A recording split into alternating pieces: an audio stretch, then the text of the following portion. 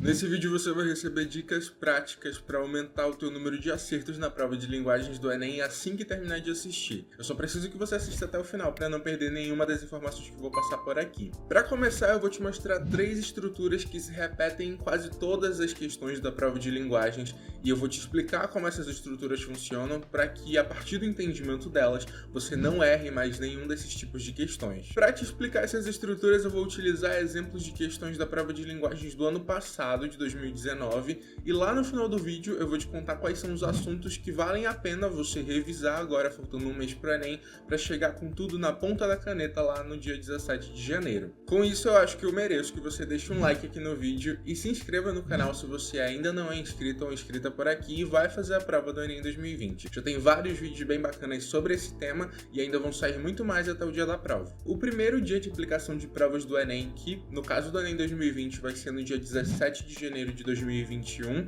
engloba redação, linguagem e humanas. Ou seja, você precisa saber organizar o teu tempo entre essas 3 provas para que você consiga aplicar as dicas que eu vou te passar aqui em linguagens e consiga aplicar a tua estratégia de humanas e fazer uma ótima redação. Caso você ainda não se sinta seguro na sua redação do Enem, se você ainda não consegue tirar mais de 900 pontos, eu queria te indicar aqui o material Redação Angustiada, que é um material que tem uma linguagem muito simples para que qualquer pessoa consiga tirar pelo menos 900 na redação do Enem. Pelo menos. Quem quiser conhecer mais sobre esse material é só clicar no primeiro link aqui da descrição do vídeo e quem comprar por esse link vai conseguir comprar com mais de 60% de desconto, então não perde essa oportunidade, agora tá faltando um mês para a prova, a redação é super importante. Se a gente fosse separar os conhecimentos da prova de linguagens por disciplinas de ensino médio, é uma prova que te cobra conhecimentos da língua portuguesa, da literatura, de artes e de educação física. Mas independente disso, todas as questões seguem uma estrutura onde é te apresentado um texto e é te feita uma pergunta interpretativa sobre esse texto,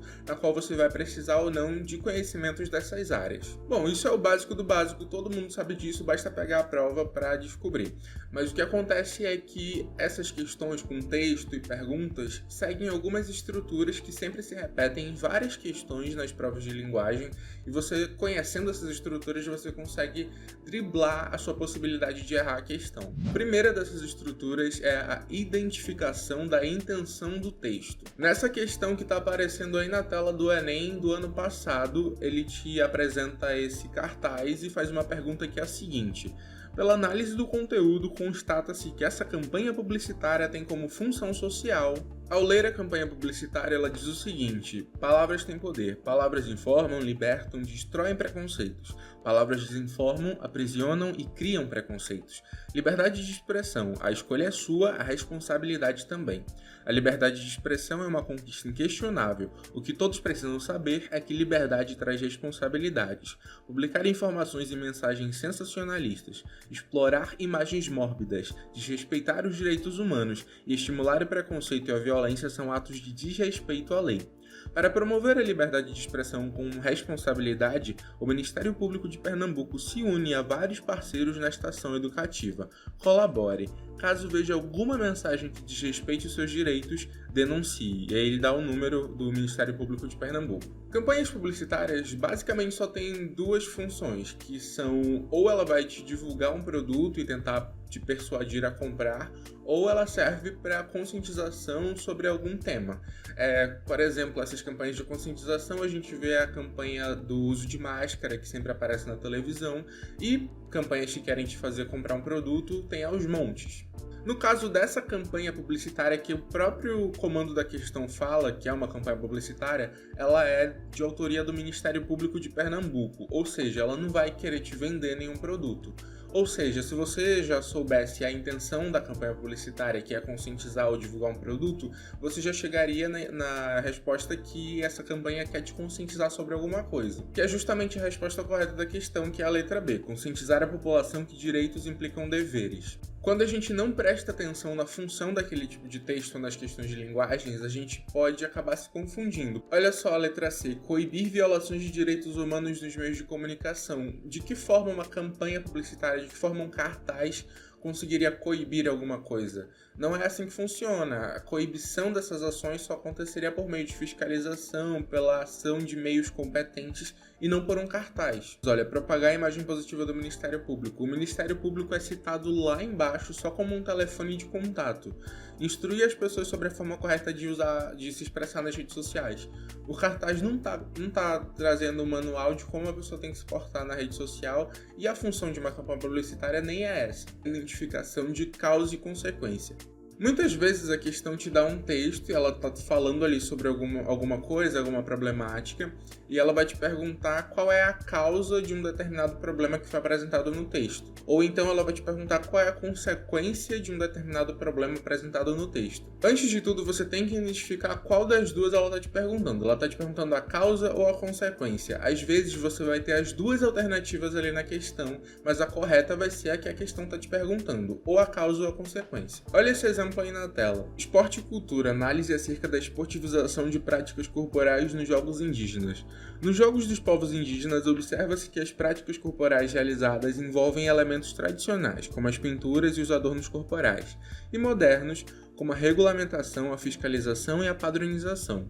O arco e flecha e a lança, por exemplo, são instrumentos tradicionalmente utilizados para a caça e a defesa da comunidade na aldeia. Na ocasião do evento, esses artefatos foram produzidos pela própria etnia, porém sua estruturação como modalidade esportiva promoveu uma semelhança entre as técnicas apresentadas com o sentido único da competição. A relação entre os elementos tradicionais e modernos nos jogos dos povos indígenas desencadeou a... Perceba, essa é uma questão na qual você tem que achar a consequência de uma determinada ação. Nesse caso, você vai ter que achar qual foi a consequência da relação entre os elementos tradicionais e modernos nesses jogos dos povos indígenas. Se você não parasse para raciocinar que você precisa achar a consequência dessa relação entre práticas tradicionais e modernas, você ia voltar para o texto e talvez você conseguisse marcar qualquer uma dessas alternativas. Se você prestar atenção no texto e identificar essa relação entre os elementos tradicionais, que são a utilização do arco e da flecha, e a lança também, com os elementos novos, que são a fiscalização, a padronização, o próprio texto te indica que isso foi feito para que eles pudessem fazer uma modalidade esportiva, fazer jogos indígenas. Então a relação entre esses elementos tradicionais e os elementos modernos trouxe como consequência a letra D, legitimação das práticas corporais indígenas como modalidade esportiva. Entender essa estrutura serve muito para você não ter problemas de interpretação. Ao invés de você ficar pensando em cada uma das questões, basta você traduzir tudo para eu estou buscando uma causa ou estou buscando uma consequência. Olha esse outro exemplo. Eu vou colocar o texto aí na tela, vocês dão uma pausa para ler e eu vou ler logo o enunciado para esse vídeo também não ficar muito longo. A pergunta da questão é: nessa crônica o efeito de humor é basicamente construído por uma... Basicamente, ele quer saber qual foi a causa do humor desse texto. No caso, você vai primeiro procurar no texto o que causa o humor, e depois você vai tentar achar a tradução disso nas alternativas. E aí você vai chegar na letra D, que é a sequenciação narrativa na qual se articulam eventos absurdos. Porque primeiro, quando você vai fazer esse trabalho de achar a causa do efeito de humor, você vai pensar, bom... o engraçado é que ele fala que ele chegou no trabalho e teve que escapar dos credores e viu a cara do King Kong no chão, as formigas estavam roubando as máscaras. A gente pode até não achar graça, mas a intenção do texto é que o efeito de humor seja baseado nisso, ou seja, a causa do efeito de humor foi essa. Olha o final do texto. No meu último caso, fora com a funcionária do Erótica, a primeira ótica da cidade com o balconista topless. Ou seja, é uma coisa absurda que a gente sabe que não existe, isso que causa humor no texto. Vamos para um último exemplo? Olha essa questão aqui. Tá aparecendo essa imagem na tela, ele pergunta: na obra Cabeça de Touro, o material descartado torna-se objeto de arte por meio da... De novo, aqui a gente está procurando uma causa. Qual é a causa desse material que foi descartado, que até então era lixo, ter se tornado uma obra de arte? Se você prestar atenção, isso daqui são partes de bicicleta. Eles só se tornaram obra de arte, o nome da obra de arte é Cabeça de Touro, porque o artista colocou esses objetos dessa forma. Então você consegue enxergar o banco da bicicleta como a cabeça do touro e o guidão ou guidão como chifre. É isso que causa o fato desses objetos virarem arte. Vamos procurar a tradução disso nas alternativas? Foi a reciclagem da matéria-prima original? Não, reciclagem é quando você reutiliza aquela matéria-prima, que é diferente de reutilização, inclusive. Isso daqui pode até ser uma reutilização, mas reciclagem seria se ele pegasse esse ferro de volta para fazer um guidão novo. Complexidade da combinação de formas abstratas. Não são formas abstratas, você consegue enxergar que é um banco de bicicleta e um guidão. Mudança da funcionalidade pela integração dos objetos. A gente não estava falando que ele reagrupou esses objetos para que esse banco de bicicleta virasse uma cabeça de touro e o guidão virasse um chifre?